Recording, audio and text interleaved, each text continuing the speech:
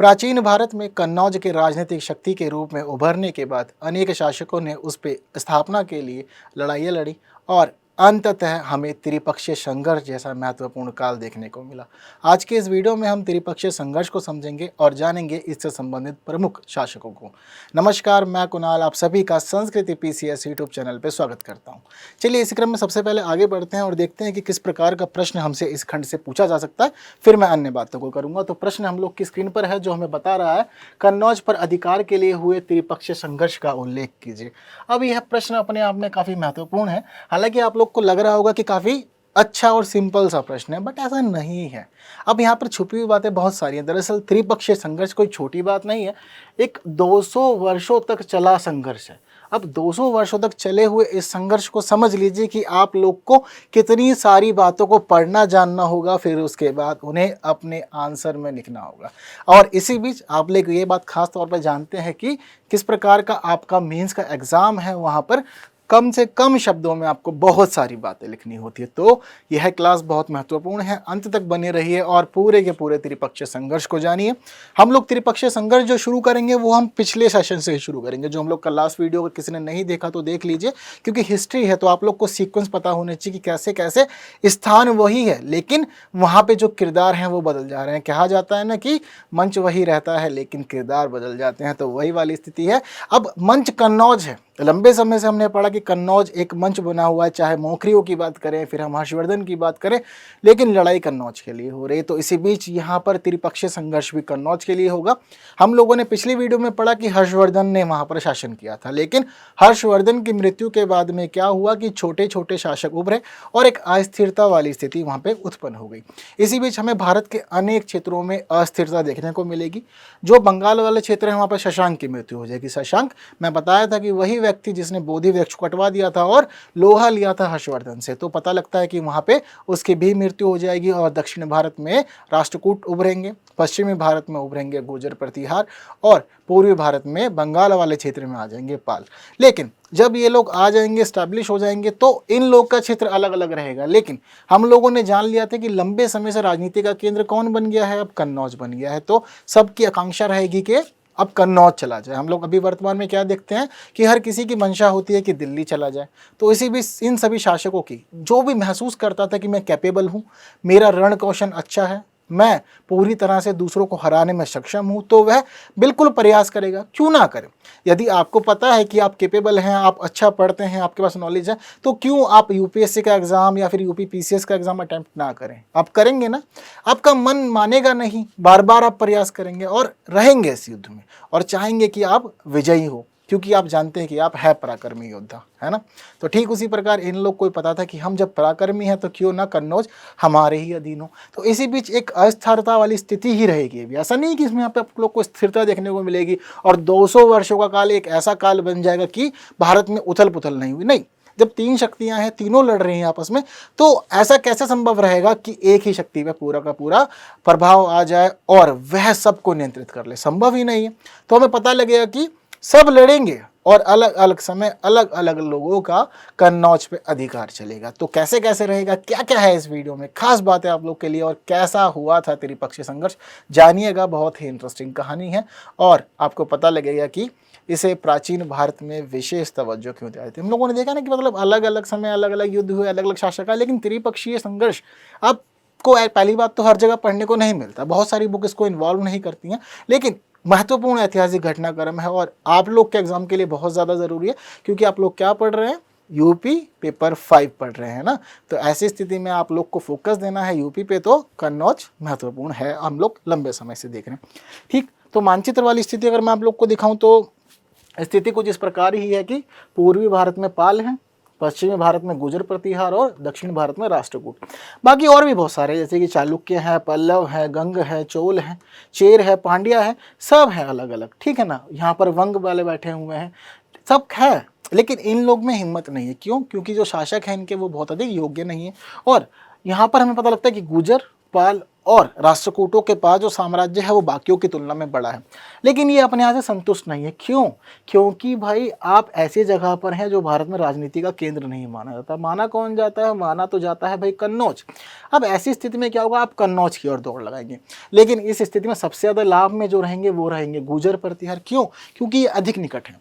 अब देखिए हम लोग क्या करते हैं कि हम लोग जब चाहते हैं कि हमारा साम्राज्य विस्तार हो तो हम लोग ये नहीं चाहते कि जो हमारा मूल स्थान है हम उसको छोड़ दें। आप लोग चाहेंगे अगर आपको बोल दिया जाए कि आप दिल्ली पर शासन करेंगे, लेकिन उसी बीच आपको कह दे रहे हैं कि आपको जाकर के निजामत जीतनी है, तो दक्षिण भारत जीत जाएंगे, क्या आपको लगता है कि आप युद्ध जीत गए तो वहाँ पर सत्ता स्थापित कर पाएंगे? तो बड़ी समस्या रहेगी। इसी प्रकार राष्ट्रकूटों के लिए। क्यों? क्योंकि भाई ये दक्षिण भारत में और इनको उत्तर भारत में आना है और कन्नौज पर शासन करना है, लेकिन अपना शासन भी चलाना है, तो सबसे ज़्यादा परेशानी में रहेंगे। ऐसी परेशानी पालों के लिए रहेगी। इसी वजह से गुर्जर जो है यहाँ पर विशेष लाभ उठाएंगे इस स्थिति का। तो चलिए शुरू करते हैं पूरा का पूरा महत्वपूर्ण कालखंड, और यह है युद्ध। तो हमें अब पता लगता है गुर्जर प्रतिहार के बारे में। थोड़ी थोड़ी बात पहले राजवंशों की, कैसे कैसे इसकी स्थापना हुई, इसके कौन कौन से महत्वपूर्ण शासक है। तो पता लगता है कि गुर्जर प्रतिहार वंश की जो स्थापना थी यह हरिश्चंद्र के द्वारा की गई थी। इसके महत्वपूर्ण प्रतापी शासक थे। लेकिन एक बात आप लोग को मैं बार बार बता रहा हूँ, आज फिर बता देता हूँ, ठीक है? ऐसा मत सोचिए कि मैं रिपीट कर रहा हूँ, क्योंकि ज़रूरी है कि आप लोग उस पॉइंट को ना भूलें। कई बार ऐसा होता है ना कि हम लोग जब अगली क्लास लेते हैं तो पिछली क्लास की कुछ बातें हम लोग के पास नहीं रहती और हम भूल जाते हैं चीज़ों को, तो भूलना नहीं। मैं आप लोग को बार बार एक खास पॉइंट बता रहा हूँ कि पहला जो शासक होता है ना, सबसे ज़्यादा संभावना उसकी ये रहती है कि वो कुछ ही समय तक शासन करेगा, और उसको बस इतनी जिम्मेदारी दी हुई होती है प्रकृति के द्वारा या ईश्वर के द्वारा कि वह सिर्फ उस वंश को स्थापित करेगा। तो ठीक इसी प्रकार हम देखेंगे कि वंश स्थापित किया जाएगा हरिश्चंद्र के द्वारा, लेकिन वास्तविक शासक जो बनेगा वो नागभट्ट बनेगा। यानी कि यहाँ पर सिर्फ स्थापना होगी, एक छोटे क्षेत्र तक ये लोग सीमित रहेंगे। उसके बाद जिस समय हम देखेंगे कि नागभट्ट प्रथम आएंगे तो वह अब यहाँ पे विस्तार शुरू करेंगे और दूर दराज के क्षेत्रों को अपनी सीमाओं में शामिल करने का प्रयास करेंगे, और कन्नौज पे अधिकार का जो कार्य है ना वो भी नागभट्ट के समय ही शुरू हो जाएगा। बात क्लियर है? तो उसके बाद हमें पता लगता है कि नागभट्ट अपने आप में बहुत खास था। क्यों? क्योंकि देखिए पहली बात तो आपके पास में जो सीमा है यह पश्चिमी सीमा है। अब कोई भी आता है भारत पे हमला करने के लिए तो इसी सीमा से आता है, यहीं से प्रवेश करता है।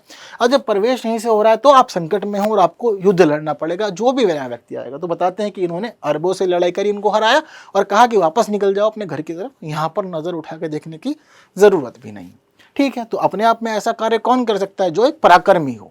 नॉर्मल व्यक्ति हो, कमजोर हो, तो क्या वह दबा पाएगा? नहीं दबा पाएगा। तो पता लगता है यह भी हमें कि यह महान योद्धा थे। इसी प्रकार यहाँ पता लगता है कि इन्होंने पश्चिम भारत में एक शक्तिशाली राज्य स्थापित किया, जो हमें हरिश्चंद्र के बारे में सुनने को नहीं मिलता। इसी प्रकार हमें पता लगता है कि एक ग्वालियर प्रशस्ति लेख है, तो ग्वालियर का जो है प्रशस्ति लेख है, यहाँ पर कुछ बातें लिखी गई हैं नागभट्ट प्रथम से संबंधित।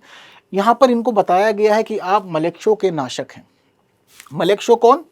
चलिए फिर वापस पिछली वीडियो में क्या बताया था। मलेशों का मतलब होता है कि हुण, जो उस समय हुण लोग थे उनको मलेश कहा जाता। तो कहते हैं कि इन्होंने, जो नागभट्ट प्रथम थे, उन्होंने मलेक्षों को यानी कि हुणों को हराया था और वापस भेजा था, यानी कि भारत में प्रवेश करने से रोक दिया था। तो यह इनकी उपलब्धियां हैं जिस पे हम लोग बात अभी कर रहे हैं। आगे हमें पता लगता है कुछ बातें पालों के बारे में। तो इंट्रोड्यूस करवा दिया मैंने आप लोग को ना गुर्जर प्रतिहार से, तो थोड़ा सा इंट्रोडक्शन दूंगा मैं आप लोग को पालों का कि कैसे स्थिति बदली। तो हमें पता लगता है कि शशांक की मृत्यु हो गई। कौन थे? हर्षवर्धन के समकालीन थे, आपस में ये लोग लड़ाई किया करते थे। हालांकि हर्षवर्धन कहाँ थे? कन्नौज में, और शशांक आज का जो बंगाल वाला क्षेत्र है, उस समय उसको गौड़ कहा जाता था। तो यह गौड़ के शासक थे। तो बताते हैं कि इनके मरने के बाद लगभग एक शताब्दी तक पूरी राजनीतिक व्यवस्था अस्थिर रही। अस्थिर रहेगी। क्यों? क्योंकि आपको कोई भी पराक्रमी और महत्वपूर्ण शासक जो मिलना चाहिए था वो मिल ही नहीं रहा, और छोटे छोटे वंश उभर रहे हैं। तो क्या होगा? आपस में लड़ेंगे, राजनीतिक षड्यंत्र होंगे। कुछ लोग सोचेंगे कि हम किंग मेकर बन जाएं और कुछ सोचेंगे कि किंग हम ही हों। तो ऐसी स्थिति में तो भाई अस्थिरता बनेगी। तो बताते हैं कि अलग अलग जगह पर उल्लेख किया गया है बंगाल की स्थिति का, और पूरे की पूरी एक शताब्दी के काल को बताया गया है कि यह मत्स्य न्याय था। ठीक, अलग अलग अभिलेखों में एक शताब्दी तक की स्थिति को बताया गया मत्स्य न्याय। मतलब कि आप राजनीतिक उथल पुथल से जूझ रहे हैं, और इसका अर्थ यह है कि जो भी प्रभावशाली व्यक्ति समाज का था उसने कमजोर का शोषण किया, ऐसी व्यवस्था बन गई थी। अगर एक शासक स्थापित होता है तो ऐसी स्थिति में क्या होता है कि उसकी कोशिश रहती है कि सभी के लिए जन कल्याणकारी कार्य हो, किसी को परेशानी ना हो। लेकिन अगर आपने टर्मोइल कर दिया, यानी कि आपने अव्यवस्था स्थापित की, तो हर शक्तिशाली व्यक्ति कमजोर को दबाने का प्रयास करेगा, जो कि इस समय बंगाल वाले क्षेत्र में यानी कि गौड़ में हो रहा था। पता लगता है कि इस समय 3 राजा ऐसे भी हुए जिनको मार दिया गया। ठीक है? तो यानी कि या तो ये राजा नहीं बनते तो शायद ये बच भी जाता है, लेकिन बताते हैं कि राजा भी ऐसे बने कि बिल्कुल आगे में यह भी पता लगता है कि भाई पाल वंश का पहला जो शासक था उसको कहा जाता है गोपाल। गोपाल जी ने ही इसकी स्थापना की थी। ये ऐसा नाम है जो आप बहुत इजीली याद रख सकते हैं पालों से संबंध में। ठीक है, तो इनके द्वारा की गई थी स्थापना, और बताते हैं कि इन्होंने ही मत्स्य न्याय को समाप्त किया था और एक मजबूत शासन दिया था गौड़ के लोगों को। ठीक है, तो ऐसे ही थे हमारे राष्ट्रकूट भी। राष्ट्रकूटों के बारे में पता लगता है कि अरबों का विरोध किया। जितने भी लोग आए, कोशिश किया कि भाई अरब वाले क्षेत्र में जाए, तो वहाँ पर क्या हुआ, इन्होंने रोका। मुख्य बताते हैं कि भाई दंती दुर्ग के कारण ही राष्ट्रकूट एक महत्वपूर्ण शक्ति के रूप में उभर गए थे। बताते हैं कि इन्होंने ही इसकी स्थापना की थी, दंती दुर्ग को ही क्रेडिट जाता है। ठीक है, तो कहते हैं कि इन्होंने ही सारा कार्यवाही ये शुरू की थी और इन्होंने सातवाहन और चालुक्यों को भी बाद में हरा दिया था। ठीक है, तो इसके जगह पर ही बताते हैं कि यह राज्य स्थापित हुआ था। ठीक है, बात क्लियर है आप लोग को। तो इस प्रकार से ये तीनों के तीनों राजवंश है। हालांकि राजवंश जो है इन लोग का 200 वर्षों तक हम लोग को देखने को मिलेगा कि आप 200 वर्षों तक संघर्ष में रहेंगे, और किस प्रकार से अंत होगा इस पूरी कहानी का ये भी हम लोग देखेंगे।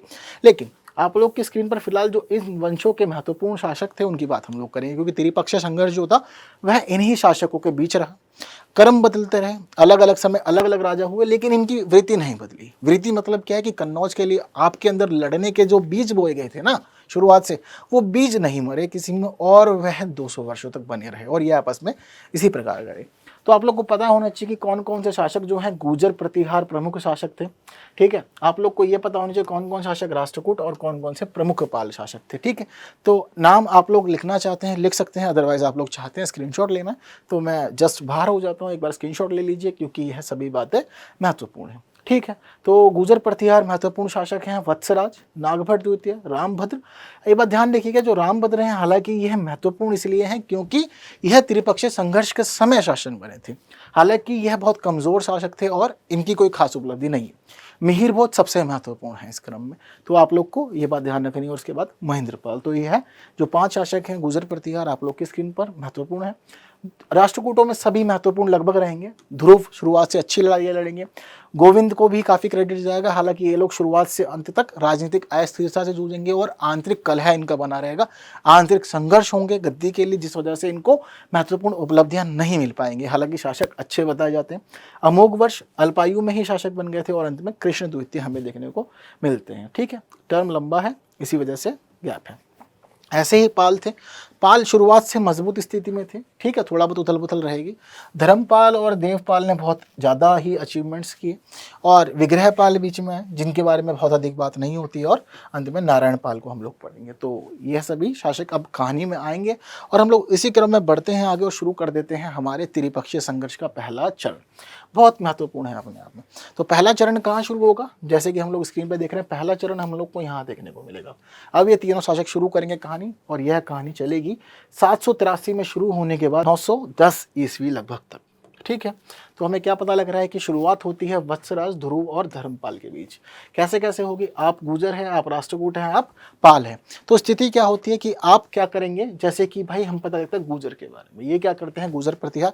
वत्सराज जो है यह युद्ध लड़ने जाते हैं किससे, धर्मपाल से। इनका आपसी युद्ध होगा, बढ़िया से लड़ेंगे और इस युद्ध में विजयी हो जाएंगे वत्सराज। यानी कि पहली बैटल जो होती है त्रिपक्षीय संघर्ष की, वो गुर्जर प्रतिहार और पालों के बीच में होती है। अच्छी बैटल होती है और जीत मिल जाती है गुर्जर प्रतिहार को। लेकिन जो यह जीत मिलती है, यह जीत बहुत अधिक लंबे समय तक नहीं मिलती। बताते हैं कि इनका जो अधिकार क्षेत्र था वह कन्नौज पर भी स्थापित हो गया था। आप सफल हो गए थे कन्नौज की गद्दी लेने के लिए। ठीक है, लेकिन अब आगे क्या हुआ कि आपकी खुशी लंबे समय तक नहीं टिकेगी। कहानी में बताया जाता है कि वत्सराज जिस समय युद्ध लड़े थे धर्मपाल से और जीत करके वापस आ रहे थे अपनी राजधानी की तरफ, तो बताते हैं कि जब ये वापस आ रहे थे तो रास्ते में ही इनकी सेना को घेर लिया गया था राष्ट्रकूटों को द्वारा। यानी कि कौन, ध्रुव आ गए बीच में, और ध्रुव ने बीच में आकर के ही वत्सराज को घेर लिया। बताया जाता है कि वत्सराज को केवल घेरा ही नहीं, बल्कि इन्हें अपनी जान बचाने के लिए भागना पड़ा था। इस प्रकार की स्थिति हो गई थी। तो पता लगता है कि धर्मपाल से तो आप युद्ध जीत गए, लेकिन ध्रुव से आपको हारना पड़ गया था। तो यही हमारी कहानी है। और पता लगता है हम लोग को कहाँ से, अलग अभिलेखों से। किसके हैं, गोविंद तृतीय जो एक राष्ट्रकूट राजा हैं। बताते हैं कि इनके वाणी, दिदोरी और राघनपुर के जो अभिलेख हैं वहाँ पे बात लिखी हुई है। कहते हैं कि पहले तो वत्सराज बंगाल में जीत गए, लेकिन बाद में राष्ट्रकूटों ने रास्ते में घेरा और आप नहीं बच पाए वहाँ से। इंटरेस्टिंग है ना, एक तरफ तो आप जीत गए लेकिन दूसरी तरफ आप हार गए, ऐसा बताया जाता है। ठीक है, तो ज़रूरी नहीं है कि आप अधिक पराक्रमी हो, आप विजयी हो तो आप सबसे ही जीत जाओगे। ठीक है, ऐसा नहीं था। कुछ संभावनाएं, बातें बताते हैं, जैसे कि यही सब स्थिति चल रही है कि जिस समय वत्सराज गौड़राज को, यानी कि आप गुजरात में जब जीत करके आ रहे थे, तो ऐसी स्थिति में आप आ रहे थे, कई बार ऐसा होता है कि युद्ध लड़ने के बाद सेनाएं बहुत अधिक थक जाती हैं, क्योंकि दिन रात युद्ध चला करते थे उस समय, तो सेनाएं बहुत अधिक थक जाती थी, लोग बहुत ज़्यादा मर जाते थे, जिसकी वजह से सेना में कम ही लोग बचते थे। हालांकि आप जीत जाते थे, पर जो थकान होती थी उसको उतारने में समय लगता था, और अगर बीच में कोई घेर ले तो ऐसी स्थिति में बहुत कम संभावना होती थी कि आप जीत पाएंगे। बात क्लियर है, तो पता लग रहा है कि भाई दक्षिण से गंगा की ओर बड़े राष्ट्रकूट, उनको घेरने के बाद कुछ खास मामला नहीं हो पाया और राष्ट्रकूट जीत गए। तो बताते हैं कि आपको जो व्यवस्था मिली थी कन्नौज की, आप उसको स्थायित्व नहीं दे पाए थे। ठीक, और जब स्थायित्व नहीं दे पाए तो अब पता लगता है कि अंत का जो मामला था यह किसके पास चला गया, अंत की स्थिति अब राष्ट्रकूटों के पक्ष में हो गई, और अब राष्ट्रकूट प्रमुख हैं। ठीक है, क्योंकि क्या कहते हैं कि देखो, दो टर्म है, आप लोग को अगर विश्व विजयी होना है तो विश्व विजयी होने की दो स्थिति होती हैं। पहली स्थिति, अगर आपको विश्व विजयी होना तो यह है कि आपके काल में जितने भी शासक हैं, आप उन सभी शासकों के पास जाइए, उन सभी से युद्ध लड़िए, और लड़ने के बाद में आप जीत जाइए। यदि आप सभी को हरा देंगे तो आप विश्व विजयी कहला जाएंगे। ये तो पहली स्थिति हुई। अब यहाँ पर एक दूसरी स्थिति भी होती है जिससे आप विश्व विजयी बन सकते हैं। वो दूसरी स्थिति क्या है कि मान लीजिए कोई एक शासक था, उसने अपने काल में सभी शासकों को हरा दिया। अब सभी जब शासक हार गए तो वो सब पे विजयी हो गया, लेकिन वहीं दूसरा व्यक्ति आया और इसने इसी व्यक्ति को हरा दिया। तो ऐसी स्थिति में क्या हुआ कि उसने तो सबको हराया था, इसलिए सब उससे नीचे थे, लेकिन जब इसको ही किसी ने हरा दिया तो क्या हो गया, आप खुद उसके अधीन हो गए। तो ऐसी स्थिति में जो लोग उसके अधीन थे वो सब भी आपके अधीन हो गए। तो ऐसी स्थिति में भी आप विश्व विजयी हो सकते हैं। दोनों ही ऑप्शन है, डिपेंड करता है कि इंसान एक्सेप्ट कौन सा करता है। बात सारी क्लियर है? ओके, तो चलिए इसी क्रम में आगे बढ़ते हैं और आगे पता लगता है हम लोग को कि अगर यह जो मामला था, यह मामला ऐसा था कि जब वत्सराज तो जीते गौड़राज से, यानी कि आपने बंगाल जीता, बंगाल जीतने के बाद वत्सराज हार गया राष्ट्रकूट से। इतनी कहानी आप लोग को समझ में आ गई। अब देखिए उसके बाद एक और गड़बड़ हुई। गड़बड़ क्या हुई, अगर राष्ट्रकूट जीत तो गए, लेकिन वो उस व्यवस्था को स्थायित्व नहीं दे पाए, यानी कि लंबे समय तक आप भी कन्नौज पे राज नहीं कर पाएंगे। देखिए इसको क्या कहेंगे, अब इसको कह सकते हैं कि आपका भाग्य जो है ना, मतलब कहते हैं कि बैड लक भी बैड हो गया है। ऐसी स्थिति में यही कार्य हुआ है। तो कह रहे हैं कि आप आए, आपने युद्ध लड़ा और आप जीत गए। तो चलिए थोड़ा सा इसको मानचित्र के माध्यम में आपको समझाता हूँ कि मामला क्या है हम लोग के सामने। तो घटना देखिए कुछ इस प्रकार की हुई। अब हमें यहाँ पर यह पता लगता है कि जिस समय गुजरात के जो प्रतिहार थे, इन्होंने क्या किया, इन्होंने पालों को हराया। रास्ते में जब ये वापस जा रहे थे तो ऐसी स्थिति में इनको राष्ट्रकूट मिल गया। अब देखिए राष्ट्रकूटों को यहाँ से आना पड़ा कन्नौज पर अधिकार करने के लिए, तब जाके इनको कन्नौज मिला। अब ऐसी स्थिति में क्या था कि इन्होंने अपना क्षेत्र ही छोड़ दिया। अब इतने दूर से कैसे संभव है कि आप इस क्षेत्र पर भी शासन कर पाए और इस क्षेत्र पर भी। तो ऐसी स्थिति में क्या हुआ कि जिस समय ध्रुव निकले और इस क्षेत्र पर अधिकार कर लिए, तो उनको बाद में संदेशा मिला कि आपके जो राज्य था ना, यहाँ पर अव्यवस्था उत्पन्न हो गई है और लोग आपस में ही लड़ रहे हैं, कह रहे हैं कि मैं राजा बनूंगा, मैं राजा बनूंगा, मैं योग्य हूँ। अब ऐसी स्थिति में राजनीतिक अस्थिरता उत्पन्न हो गई इनके शासन में, जिस वजह से इनको वापस जाना पड़ा। अब आप वापस तो जाएंगे तो क्या होगा कि आपके अधिकार में कन्नौज नहीं रहेगा और फिर एक और बार आपको संघर्ष करना पड़ेगा अपनी स्थिति को यहाँ पर मजबूत करने के लिए। बात क्लियर है? तो यह होता है इसका पहला चरण जो मैंने आप लोग को अभी समझाया। यह पूरा का पूरा युद्ध जो है ना 6 चरणों में पढ़ा जाएगा। अलग अलग चरण है, भी तो पहला ही चरण है ना। अभी आगे बढ़ेंगे 6 चरण देखेंगे कैसे कैसे अलग अलग व्यक्ति यहाँ पर स्थिति को मजबूत करेंगे। बात क्लियर है? तो संघर्ष जो था यहाँ पर राष्ट्रकूटों में हुआ था ध्रुव के 2 बेटों के बीच में। कौन कौन से थे? तो बताते हैं कि एक पुत्र था गोविंद तृतीय, जिसको अभी हम लोग आगे पढ़ेंगे ध्रुव की मृत्यु के बाद। इसके अलावा एक और शासक था, इसको गंगवाड़ी का शासक बनाया गया था राष्ट्रकूट ध्रुव के द्वारा, लेकिन पता लगता है कि ये दोनों आपस में लड़ गए राष्ट्रकूट शासन के लिए, जिस वजह से इसे कन्नौज छोड़कर अब वापस जाना पड़ा। ठीक है, तो ये था हम लोग का पहला चरण। अब पहले चरण का कंक्लूजन क्या बनता है? हर चरण होगा, हर चरण में आप लोग को कंक्लूजन देखने को मिलेगा, अपने आप में यह खास रहेगा। तो पता लगता है कि मजबूत तो हुए थे यहाँ पर गुजर प्रतिहार, लेकिन बाद में राष्ट्रकूटों ने तख्ता पलट दिया और कहानी पूरी की पूरी इनकी गड़बड़ा गई। ठीक है, तो अब जो दूसरा चरण शुरू होगा ना, दूसरा चरण पहले चरण से ही शुरू होगा। ठीक है, तो भाई हम लोग को पता लग गया कि पहले चरण में मजबूत स्थिति में अब राष्ट्रकूट है, तो राष्ट्रकूटों से ही अब कहानी शुरू हो गई। बताते हैं कि भाई इस समय वत्सराज जो रहेगा, वत्सराज की शक्ति क्षीण नहीं होगी, यानी कि आप हार तो गए, आप हारने के बाद अब वापस आ जाएंगे, राष्ट्रकूट को वापस जाना पड़ा, हमें पता लग गया ये। तो अब राष्ट्रकूट जब वापस चले गए, गुर्जर प्रतिहार अपने क्षेत्र में है और पाल पहले ही हार गए, तो स्थिति वापस से नॉर्मल, यानी कि अब वापस से आप जीरो पे आ गए। जीरो पे आने का मतलब है कि दोबारा चीज़ें शुरू से शुरू होंगी। तो शुरू से शुरू किस प्रकार होगी कि वत्सराज को एक बात अब यहाँ पता लग जाएगी कि रास्ते में यदि घेर लिया गया तो हम कहीं ना कहीं हार रहे हैं, मामला गड़बड़ा रहा है। अब ये पूरा का पूरा काम करेंगे अपने आप को मजबूत करने का और स्थिति को दृढ़ करेंगे। वहीं राष्ट्रकूट कोशिश करेंगे कि भाई हम भी इस तरफ आगे बढ़ जाए और आगे अब मजबूत स्थिति बनाते हुए कन्नौज पे अधिकार कर लें। ठीक है, पाल भी सेम ही इनसे इंस्पिरेशन लेंगे, जबकि पालों को पहले पता है कि भाई हम हारे थे वत्सराज से, लेकिन वत्सराज को तो ध्रुव ने हरा दिया था, तो दोनों ही कहीं ना कहीं हमसे अधिक मजबूत हैं। तो अब तीनों लग जाएंगे अपने आप को मजबूत करने में और सेना तैयार करने में। ठीक है, तो पता लगता है कि राष्ट्रकूट तो भाई यहाँ पर उलझ गए अपने आंतरिक मामलों में। ठीक है, तो अब जब राष्ट्रकूट अपने आंतरिक मामलों में उलझ गए तो धर्मपाल भी उठाएगा लाभ। अब धर्मपाल को पता लग गया कि वत्सराज तो ठीक है, अब राष्ट्रकूट मैदान से बाहर हो गए। ठीक है, तो ये आपस में उलझे रहेंगे और बाद में पता लगेगा कि जो राष्ट्रकूटों का राजा है वो बदल जाएगा। कौन हो गया राष्ट्रकूटों का राजा? अब गोविंद तृतीय आ गया, जैसे कि लिस्ट में था। ठीक है, अब गोविंद तृतीय जो था भाई, इस समय इसका विरोध हो रहा था। बताते हैं कि 12 संगठन थे इस समय इसके राज्य में, वो सब विरोध कर रहे थे इसका कि गोविंद को आप राजा मत बनाइए, लेकिन गोविंद को फिर भी राजा बना दिया गया। ऐसी स्थिति में अब क्या होगा कि आप उलझ गए। अगर आपके ही साम्राज्य में विरोध हो रहा है, आपको आंतरिक समर्थन प्राप्त नहीं, तो क्या होगा? आप बाहरी कार्य नहीं कर पाएंगे और बाहरी युद्ध नहीं लड़ पाएंगे। तो ना आप सेना तैयार कर पाए, ना कोष मजबूत कर पाए, और ना ही आप उत्तर में अभियान कर पाएंगे। तो कहीं ना कहीं यह शुरुआत में उलझा रहेगा, जिसका लाभ उठाएगा कौन? धर्मपाल उठाएगा। तो बताते हैं कि भाई धर्मपाल अब इस चरण में आगे बढ़ेगा और गुर्जर प्रतिहार और धर्मपाल युद्ध लड़ेंगे, क्योंकि राष्ट्रकूट तो अपने में उलझा हुआ है। तो यानी कि हमें पता लगता है कि दूसरे चरण के अंदर भाई राष्ट्रकूट बाहर है, सिर्फ पाल और प्रतिहारों के बीच में अभी पूरा का पूरा दूसरा चरण रहेगा। बात क्लियर है? तो अब हम जब आगे बढ़ते हैं तो हमें यहाँ पर पता लगता है कि कन्नौज की स्थिति इस समय गड़बड़ हो गई। यानी कि स्थिति कैसे गड़बड़ हो गई? कन्नौज किसी के अधिकार में नहीं है और एक नया वंश उभर आया कन्नौज के अंदर, इसके दूसरे चरण में। उस वंश को कहते हैं ये लोग आयुध वंश। ठीक है, अब क्या होगा कि ये जो पूरा का पूरा दूसरा चरण रहेगा ना, यह इसी आयुध वंश के राजाओं के आसपास रहेगा। कैसे रहेगा भाई? समझिए, कभी प्रतिहार कहेंगे कि हमारे समर्थन से राजा बना, कभी भाई पाल कहेंगे कि जो राजा है वो हमारे समर्थन का है। तो ये खुद वहां पर गद्दी नहीं स्थापित करेंगे, लेकिन जो आयुध वंश है उसके लोगों को समर्थन देकर के यह राजा बनाएंगे, और इसी के हिसाब से इनका एक अप्रत्यक्ष शासन जो है वह वहां पर स्थापित हो जाएगा। तो कैसे हो रहा है? हमें यहाँ पर पता लगता है कि आयुध वंश के दो भाई इस समय लड़ रहे हैं। कौन? इंद्र और चक्र है। तो इंद्रायुध और चक्रायुध, ये दोनों के नाम हो गए, क्योंकि वंश तो आयुध है ना, तो हम लोग इसको भी फॉलो करेंगे क्योंकि नाम ऐसे चलेंगे, इंद्र आयुध और चक्रायुध। अब एक व्यक्ति रहेगा प्रतिहारों के कब्जे में, एक रहेगा पालों के कब्जे में। कैसे?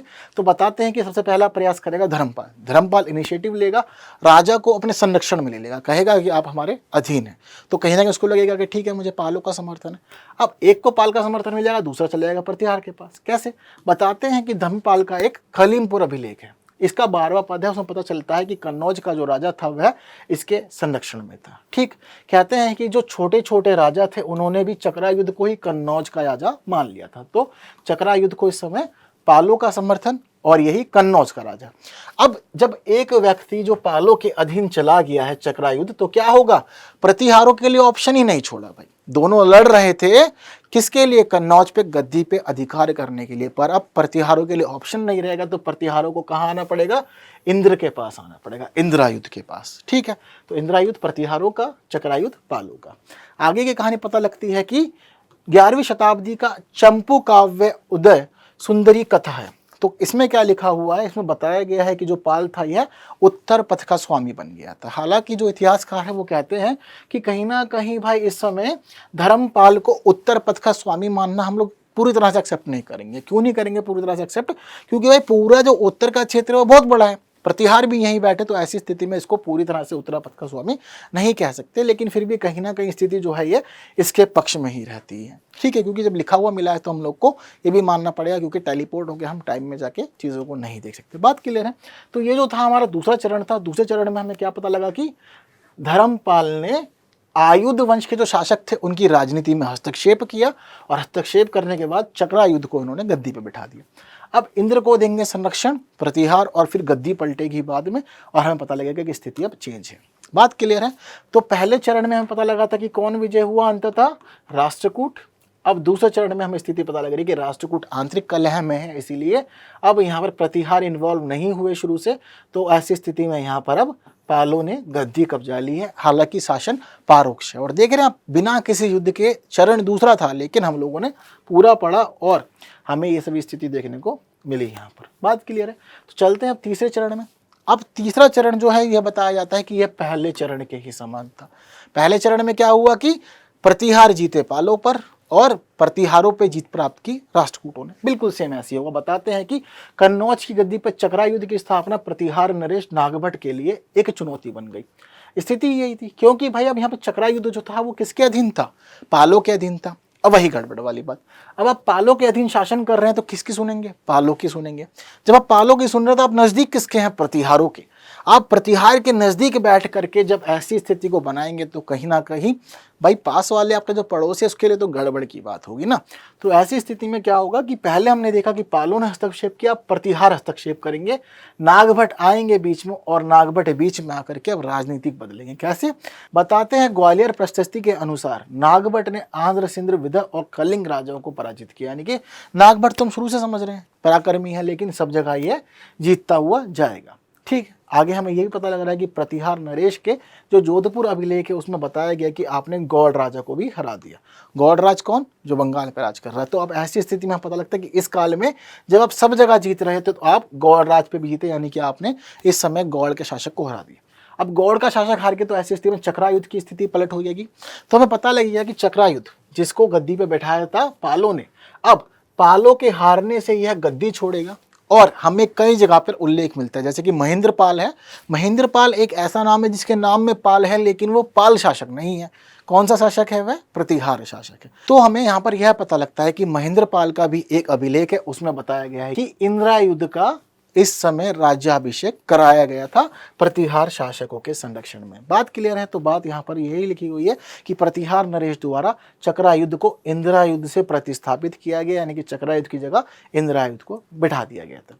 यहाँ पर हमें यह भी पता लग रहा है कि महेंद्रपाल के दो अभिलेख है। महेंद्रपाल पाल शासक नहीं है, प्रतिहार है। तो क्या कह रहा है कि एक सामंत बहुकथा द्वल द्वारा धर्म को पराजित किया गया था, यानी कि इनका एक सामंत गया और उसने ही पालों को हरा दिया था। तो ऐसी स्थिति में क्या होगा, जब पाल हार रहे हैं तो मामला आपके फेवर में आएगा और आप क्या करेंगे, इंदिरा युद्ध को गद्दी पे बिठा दिया, किसकी जगह पर, चक्रा युद्ध की जगह। बात क्लियर है।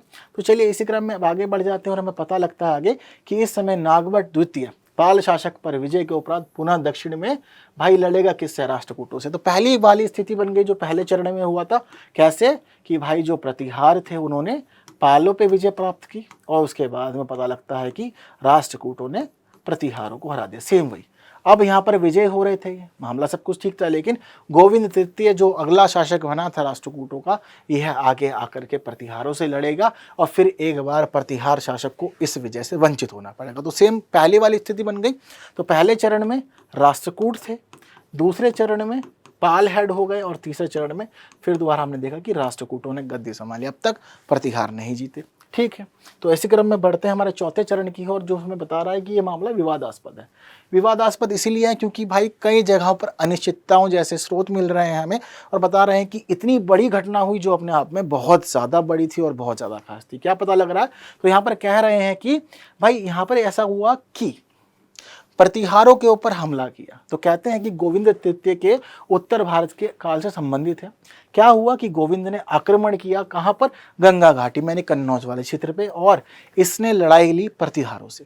तो कहीं ना कहीं जो यहाँ पर हम लोग के जो इतिहासकार है वो थोड़ा संशय में रहते हैं। वो ऐसा मानते हैं कि गोविंद ने, मान लीजिए कि हमला तो क्या प्रतिहारों पे, पर इसके पीछे दो कारण हो सकते हैं। यहाँ तो हो सकता है कि इसने यह युद्ध अपनी मर्जी से किया हो या फिर पालों के उकसाने के बाद में किया हो। तो कहीं ना कहीं ज़्यादातर जो सोर्सेज हैं उन लोगों का रिसर्च करने के बाद यह पता लगता है कि इन्होंने जो भी कार्य किया यह स्वयं किया, अपनी मर्जी से किया। और इस समय जो था पूरा का पूरा मामला यह लड़ाई वाला बना हुआ था, क्योंकि जितना बड़ा क्षेत्र राष्ट्रकूटों का था उसके ऊपर नागभट्ट ने अपनी नज़र भी लगा रखी थी। ठीक है, तो ऐसी स्थिति मामला इनका उलझता चला गया और राष्ट्रकूट और प्रतिहारों का संघर्ष बढ़ा। ठीक है, तो अब इस समय क्या हुआ कि कहीं ना कहीं पाल जो हैं ये लोग बाहर जा रहे हैं राजनीति से, और मुख्य संघर्ष जो उत्पन्न हो रहा है ये प्रतिहारों और राष्ट्रकूट के बीच में हो रहा है। हालांकि आप लोग को ध्यान रखना है कि चौथा चरण इसका विवादास्पद है। ठीक है। अब कहीं ना कहीं इतिहासकार ये भी मानते हैं कि जो चीज़ें थी वो गड़बड़ वाली थी राष्ट्रकूटों के साथ में। राष्ट्रकूट आंतरिक कलह से जूझ रहे थे और आंतरिक कलह से जूझने की वजह से कहीं ना कहीं वो बाहर ध्यान नहीं दे पाए थे। लेकिन इस समय के जो सोर्सेज हैं वो कहीं ना कहीं राष्ट्रकूटों को फेवर कर रहे हैं और वो बता रहे हैं कि गोविंद तृतीय इतना अधिक मजबूत शासक है कि वो खुद उत्तर गया और उसने वहाँ पर जाकर के लड़ाई लड़ ली।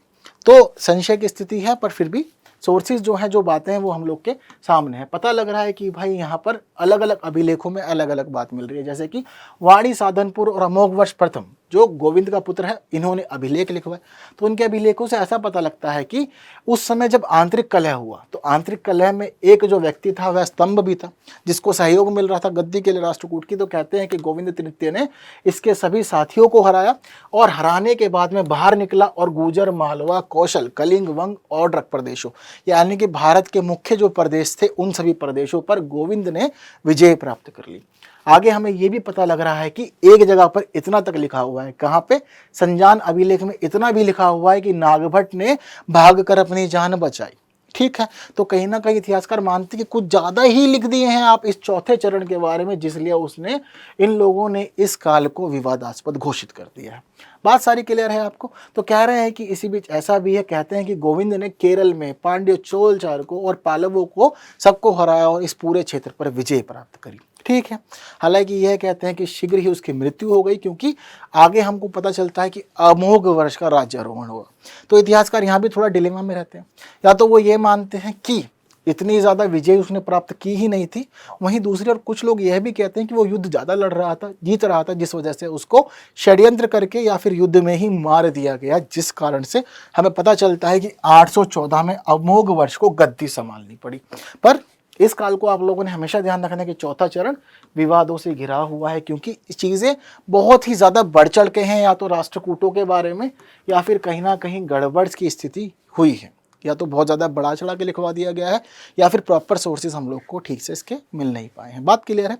लेकिन स्थिति वही हो गई है, जिस तरह के हम लोग को यहाँ पर बातें पता लग रही हैं, चीज़ें हम लोग के सामने आई हैं, वो कहीं ना कहीं अभी तक किसको फेवर कर रही हैं? राष्ट्रकूटों को फेवर कर रही हैं। ठीक है, आगे पता लगता है कि अमोघ वर्ष गद्दी पे बैठ गया है। ठीक, तो बताते हैं कि भाई अमोघ वर्ष ने एक विशाल साम्राज्य स्थापित किया अपने काल में। कहते हैं कि भाई उसका साम्राज्य बहुत दूर था, कहते हैं कि हिमालय से कन्याकुमारी तक भाई क्षेत्र उसका फैला हुआ था।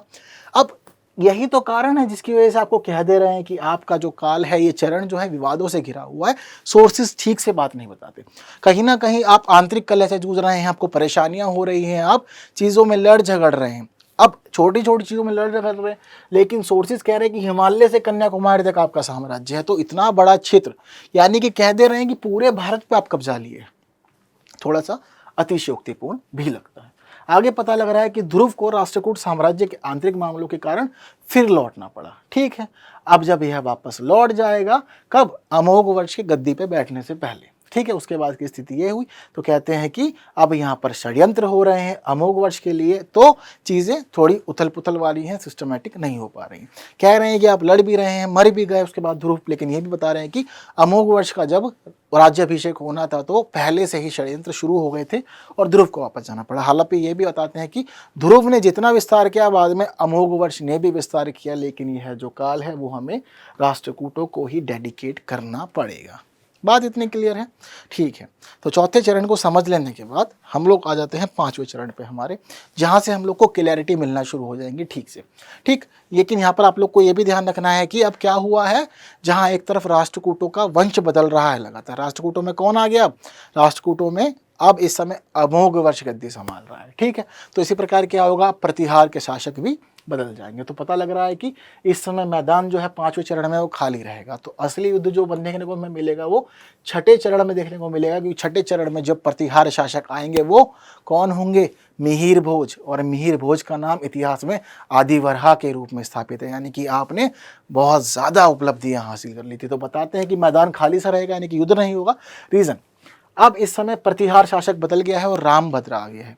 अब रामभद्र का यहाँ पर होने का मतलब यह है कि आप कमज़ोर हैं तो मामला गड़बड़, आपका आप स्थिति नहीं संभाल पाएंगे और कहीं पर युद्ध हुआ तो आप हार जाएंगे, जैसा कि उल्लेख भी हमें देखने को मिलता। तो कह रहे हैं कि आदिवरहा की जो उपाधि धारण की थी किसने, मिहिर भोज ने। मिहिर भोज का दौलतपुर अभिलेख है, ठीक है, दौलतपुर अभिलेख और वरहा अभिलेख, वहाँ पे बताया गया है कि प्रशासन जो है यह निर्बलता से जूझ रहा था, ऐसे संकेत मिलते हैं। वहीं राष्ट्रकूट राजा में पता लगता है कि यहाँ पर अमोघ वर्ष भी आ गया, गद्दी संभाल रहा है, अल्प आयु में है, छोटा व्यक्ति है, तो संघर्ष इसको भी करना पड़ेगा, क्योंकि राष्ट्रकूटों का जो पूरा के पूरा शासन है वह शुरू से अंत तक आंतरिक कलह से जूझ रहा है, वो बना रहेगा। ठीक है, तो कह रहे हैं कि चालुक्य शक्ति का उदय हो जाएगा, तो अमोघ वर्ष को इनसे भी लड़ना पड़ेगा और घर के पास है तो पहले लड़ना पड़ेगा। साथ साथ यह भी कह रहे हैं कि अमोघ वर्ष द्वारा उनकी पराजय और वीर नारायण की उपाधि लेने का उल्लेख मिलता है। ठीक है, तो कहते हैं कि अमोघ वर्ष अल्पायु में तो था, लेकिन अमोघ वर्ष ने चालुक्यों को हरा दिया, और चालुक्यों को हराने के बाद में ही अमोघ वर्ष ने वीर नारायण की उपाधि धारण की थी, ऐसी बात हमें पता चल रही है। ठीक है, क्लियर है इतनी बात? तो सबकी बात मिली जुली रहेगी, इसलिए बहुत सारे लोग कंफ्यूज रहते हैं, लेकिन यदि आप सब बातों को सुनते रहें साथ साथ और पॉइंट्स बनाते रहें ना इनके, तो बहुत ईजी है ये चीज़ें समझना, और बहुत अच्छे से आप लोग इसको मैनेज कर लेंगे। ठीक है, आगे हमें क्या पता लग रहा है इस समय कि पाल वंश का भी विस्तार होगा। कैसे? धर्मपाल और देवपाल के स्थितियों में इन लोगों ने क्या किया, अपने सभी विपक्षियों को हरा देंगे, पूरा का पूरे मामले का लाभ उठाएंगे ये लोग। ठीक है, तो वहां पे इन्होंने लाभ उठाया, एक मजबूत स्थिति इन लोगों ने पाल साम्राज्य को दे दी, हर जगह पे बदल गया। अब देख रहे हैं आप, पाल शासन मजबूत है, लेकिन राष्ट्रकूट में अमोघ वर्ष इस वजह से अल्पवयस्क है, तो आंतरिक कलह से जूझ रहा है। वहीं दूसरी गड़बड़ जो हमें देखने को मिल रही, प्रतिहारों में देखने को मिल रही, क्योंकि कमजोर शासक आ गया है इस वजह से। अब आगे हम लोग को यह भी पता लगेगा कि 814 में धर्मपाल का देहावसान हो गया, पर कोई फर्क नहीं पड़ेगा, क्योंकि धर्मपाल की मृत्यु के बाद यहाँ पर अब देवपाल आ जाएगा, और यह भी अलग अलग जगह विजय अभियान करेगा। लेकिन यही है बस, अब यहाँ जो भी है, जितना मजबूत शासक है, पराक्रमी है, जितनी विजय लेनी है यही व्यक्ति लेगा, बाकी लोग नहीं ले पाएंगे। इसके बाद अब जो पाल शासन रहेगा वह पूरा का पूरा पाल शासन कमजोर हो जाएगा। बात इतनी क्लियर है? तो बदल स्तंभ अभिलेख है, वहां पे सारी बातें लिखी। कहते हैं कि देवपाल ने कैदा उत्कलों के वंश को समाप्त कर दिया, हुणों को भी तर्पण किए थे, यानी कि उनको भी हराया, और साथ साथ द्रविड़ क्षेत्र में जाकर, यानी कि एक तरह से ये कह रहे हैं कि राष्ट्रकूट राजा जो थे उनको भी देवपाल ने हराया और गुर्जरों को भी हराया। इन सभी को हराने का कार्य इसने किया था। तो देवपाल अपने आप में महत्वपूर्ण है, लेकिन अब स्थिति देवपाल के बाद में इनकी गड़बड़ा जाएगी। और आप गुर्जरों को तो इस समय हरा ही सकते हैं, क्योंकि रामभद्र है तो कमजोर शासक है। बात क्लियर है? तो कह रहे हैं कि देवपाल 40 वर्षों तक रहा, दूर दूर तक इसने अपने साम्राज्य को फैलाया, कन्नौज इनके अधिकार में अभी आ गया। हम लोग लगातार देख रहे थे कि अब राष्ट्रकूट बने हुए थे व्यवस्था में, लेकिन अब कौन आएगा व्यवस्था में?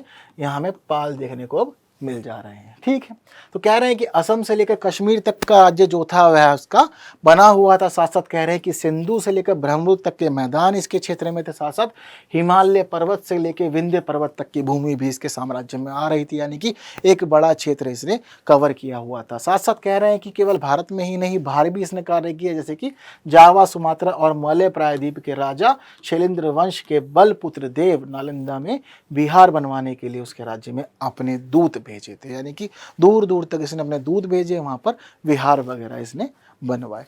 ठीक है, तो ये सब काम भी यहाँ पर हुए हमें देखने को मिल गए। लेकिन अंत में बात फिर इस काल के निष्कर्ष की, क्या हुआ? यह पूरा काल हमने किसके माध्यम से पढ़ा है? धर्मपाल और देवपाल के माध्यम से। ठीक, प्रतिहार कमजोर हो गए, राष्ट्रकूट आंतरिक कलह में, तो विनर कौन हुआ इस काल का? विनर हुए इस समय अब पाल। ठीक है, लेकिन यह तो था इसका 5वां चरण, और अब जब स्थिति 6ठे चरण की आएगी तो पलट जाएगी सब चीजें। अब क्या होगा कि अंत तक कभी भी ऐसा नहीं हुआ कि किसी भी चरण में प्रतिहार मजबूत रहे हों और उनका शासन रहा हो, लेकिन अब वो ऐसे मजबूत होंगे ना कि आप उनको हिला ही नहीं पाएंगे, और राष्ट्रकूट वंश को और पाल वंश को वो खत्म करेंगे और एक बड़ा साम्राज्य स्थापित करेंगे। क्योंकि अब आप नाम सुनेंगे कि मिहिर भोज आ जाएंगे और वो गद्दी संभालेंगे। बता रहे हैं कि बंगाल में पाल वंश में देवपाल का उत्तराधिकारी विग्रहपाल आ गया। अब विग्रहपाल ने गद्दी संभाल ली, यहाँ से अब इनकी स्थिति जो है वह कमजोर होनी शुरू हो जाएगी, आप नहीं जीत पाएंगे मिहिर भोज से। ठीक है, इसी क्रम में आगे में पता लग रहा है कि यह काल अत्यंत अल्पकालीन था, यानी कम समय में ही सब चीजें हम लोग के सामने आ गई। ठीक है, नारायण पाल का शासनकाल जो है बताते हैं कि 50 वर्षों तक था। तो नारायण पाल लंबे समय तक रहेगा विग्रहपाल के बाद में, जिसको ज्यादा युद्ध लड़ने पड़ेंगे। कहते हैं कि देवपाल के बाद में पाल वंश की गरिमा समाप्त हो गई, और बाद में एक समय आएगा कि पाल वंश पूरा ही समाप्त हो जाएगा। जैसे कि आपको मैंने बताया कि धर्मपाल और देवपाल के बाद में कुछ भी खास काम पालों के द्वारा नहीं किए गए, ना ही ये अधिक विजय हो पाए। ठीक है, अमोघ वर्ष के नीलकुंड अभिलेख में हमें यह पता लग रहा है और देवुली अभिलेख से पता लग रहा है कि उनका जो प्रभाव था यह वंग तक पहुंच गया था। यह वंग वाला क्षेत्र बंगाल के पास से। बताते हैं कि इन्होंने यहाँ पर अपनी सेनाएं भेजी, वैवाहिक संबंध स्थापित किए यहाँ के राजाओं से, तो व्यवस्था बदल गई। कहीं ना कहीं हमें ये पता लग रहा है कि यहाँ पर संबंध अच्छे स्थापित हो गए हैं बंगाल यानी कि गौड़ वाले शासकों के बीच में और राष्ट्रकूटों के बीच में, क्योंकि जो पाल हैं वह कमजोर हो गए। तो ऐसी स्थिति में हम लोग मान लेते हैं अब यहाँ पर आकर के कि छठे चरण में आने के बाद में भाई पाल जो है यह मैदानों से अब बाहर हो गए, इनकी अब कोई स्थिति यहाँ पर नहीं है। अब बचे हैं सिर्फ दो लोग, राष्ट्रकूट और प्रतिहार, वही लोग पूरा का पूरा आगे का काम संभालेंगे। तो बता रहे हैं कि भाई अमोघ वर्ष की मृत्यु के बाद यानी कि उसका जो दीर्घकालीन शासन रहा उसके बाद अब कृष्ण द्वितीय आ गया। और कृष्ण द्वितीय ऐसा आया कि उसके शासनकाल में अनेक विद्रोह हो गए। यानी कि विद्रोह कैसे? आंतरिक विद्रोह, जैसा कि आपको मैंने बताया था कि राष्ट्रकूटों में शुरू से अंत तक ये लोग लड़ते ही चले जा रहे हैं, तो मामला अभी भी वही बना हुआ है। आगे बता रहे हैं कि नौलब गंग गुजरात के राष्ट्रकूट एवं चालुक्य सभी मुख्य वंश राष्ट्रकूट वंश के लिए चुनौती बन गए थे। अब यानी कि सभी लोग क्या कर रहे थे कि आकर के राष्ट्रकूटों से ही लड़ रहे थे, क्योंकि दक्षिण भारत इस समय एक मुख्य सेंटर बन गया था। यहाँ पे छोटे छोटे शासक उभरे थे, चाहे पांड्य चोर चेर हो या फिर राष्ट्रकूट हो या चालुक्य हो, सभी आपस में अब यहाँ पर लड़ने में लग रहे थे और चाहते थे कि शासन हमारे हाथ में आ जाए, फिर बाद में देखेंगे कन्नौज का क्या करना है। तो राष्ट्रकूट तो अब अपने में उलझ जाएंगे। पाल खत्म हो गए, राष्ट्रकूट दक्षिण भारत में उलझ गए और अपने में ही लड़ते रह गए। अब कहानी शुरू हो जाएगी यहाँ पर प्रतिहारों की। तो पता लगेगा कि प्रतिहार में अब क्या हुआ है कि रामभद्र की मृत्यु हो गई है और मिहिर भोज गद्दी पे आ गए हैं। मिहिर भोज के बाद महेंद्रपाल दोनों ही पराक्रमी हो गए। मिहिर भोज 836 ईस्वी में आए और गद्दी पे बैठ गए। तो लेकिन पता लगता है कि मिहिर भोज बहुत अच्छे नाम है। आज के समय में अगर हम पढ़ते हैं मिहिर भोज को तो पता लगता है कि आपने बहुत सारी उपलब्धियां प्राप्त की, लेकिन कब? एक सबक सीखने के बाद। शुरू में बताते हैं कि जब ये गद्दी पे बैठे थे तो देवपाल ने मिहिर भोज को हरा दिया था, लेकिन अब नहीं हारेंगे और आगे इनके विजय अभियान बहुत अच्छे चलेंगे। कहते हैं कि राष्ट्रकूटों के विरुद्ध आरंभिक प्रयास अधिक सफल तो नहीं हुआ, ना कि आप पालों के सामने जीत पाए ना ही आप राष्ट्रकूटों के सामने जीत पाए। तो पाल और राष्ट्रकूट दोनों के सामने अभी मिहिर भोज को अधिक सफलता नहीं मिलेगी, लेकिन अब बाद में स्थिति बदल जाएगी और आप जीतना शुरू कर देंगे, क्योंकि आपने पिछली बातों से सीख ली। दो चीज़ें होती है, अगर आपको कोई सबक मिला है या तो आप उस समय टूट जाएं और दोबारा कोई प्रयास न करें, या फिर आप ऐसा सबक लें कि उससे सीखते हुए आप पूरा का पूरा आगे की रणनीति निर्धारित कर ले। तो वही स्थिति यहाँ पर आ गई है। कह रहे हैं कि भाई मिहिर भोज के ग्वालियर परिस्थिति में लिखा हुआ है कि आप सार्वभौमिक शासक हैं, यानी कि यूनिवर्सल किंग बन गए, आप सबको आपने हरा दिया, ऐसा उल्लेख यहाँ मिल रहा है। हमें पता लग रहा है कि इसने गौड़ राज्य को हराया, यानी कि जो पाल थे उनको हराने का कार्य किया। बताते हैं कि इसके कार्य में उसके जो सामंत थे, कौन? चेदियों ने भी सहायता की मिहिर भोज की, जिसके बाद इसको और अधिक विजय मिलती गई। पेहोवा अभिलेख है, बताते हैं कि करनाल जिला भी इसके अधीन आ गया था, ऐसा यहाँ पर लिखा हुआ है। इसके अलावा वल्लभवर्मन और अवनिवर्मन बताते हैं कि उनके ऊना दान पात्रों में यह लिखा हुआ है कि सौराष्ट्र मंडल कहाँ है भाई? दक्षिण भारत में। एक तरफ पता लग रहा है कि करनाल इसके अधीन है, वहीं यहाँ पर यह कह रहे हैं कि सौराष्ट्र भी इसके अधीन था, इसने इतनी विजय प्राप्त कर ली थी इस समय। तो अलग अलग जगह से मिहिर भोज की हमें उपलब्धियां प्राप्त हो रही हैं। पता लग रहा है कि इसका साम्राज्य दूर दूर तक फैल गया था और कहाँ पे? पश्चिम में सिंधु तक उसका शासन स्थापित हो गया था।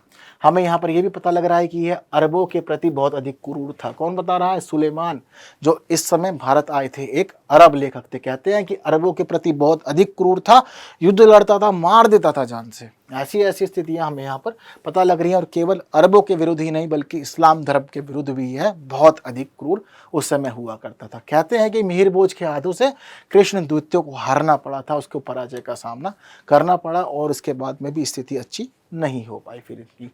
ठीक है, कहते हैं कि जब इसकी मृत्यु हो गई, किसकी?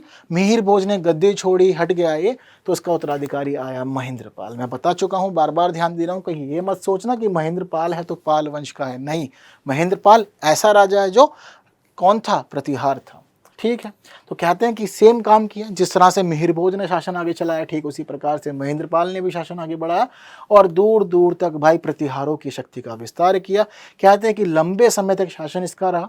दूसरे वर्ष से लेकर कहीं कहीं पे 9वें और कहीं कहीं 19वें वर्ष तक के इसके अभिलेख मिलते हैं, यानी कि बहुत लंबा शासन किया। और बताते हैं कि इसके जो अभिलेख हैं ये बिहार तक फैले हुए हैं। आप कहाँ थे, आप पश्चिमी भारत में राज कर रहे हैं, लेकिन बिहार तक आपके अभिलेख मिलेंगे, यानी कि एक बड़ा क्षेत्र जो भारत का था उस पर आपने अधीनता स्थापित कर लिया है, उस पर आप विजयी हो गए हैं। बात क्लियर है। तो ये सभी चीज़ें आप लोग को क्लियर हो गई हैं। तो अब अंत में बात फिर आती है निष्कर्षों की। अब यहाँ पर निष्कर्ष जो है पहली बार हमें पता लग रहा है कि शुरू से अंत तक कौन मजबूत स्थिति में है, गुर्जर प्रतिहार। मिहिर भोज का नाम खास है, महेंद्रपाल भी यहाँ पे जुड़ गए हैं और इन्होंने नागभट्ट के बाद में पूरे के पूरे साम्राज्य के विस्तार और उसको स्थायित्व देने का कार्य किया। केवल इतना ही नहीं, हमें यह भी पता लगता है कि इन्होंने पालों को हराया और साथ साथ में इन्होंने राष्ट्रकूटों पर भी विजय प्राप्त की। इसके अलावा जो छोटे छोटे साम्राज्य इनके अधीन थे हर एक पे यह विजयी हो गए थे। तो महत्वपूर्ण और बड़ी उपलब्धियां हैं इनकी ये अपने आप में, जो हमें जानने समझने को मिल रही हैं। बात सभी को क्लियर हो गई है। तो पूरी की पूरी कहानी यह थी त्रिपक्षीय संघर्ष की, जो मैंने कोशिश की है कि आपको कहानी के रूप में या सरल से सरल माध्यम में बता सकूं। सारी बातें खास एग्जाम के लिए जरूरी हैं, बिल्कुल ब्रीफ नोट्स बना लीजिए और रिवाइज करते रहिए, क्वेश्चन आने की पूरी संभावना है। अगली वीडियो में फिर मिलेंगे। प्राचीन भारत में इतना ही, अब मध्य भारत हम लोग शुरू कर देंगे। तो बने रहिए संस्कृति पीसीएस यूट्यूब चैनल पर और ऐसे ही नई नई बातों को सीखते जानते समझते रहिए। Thank you so much.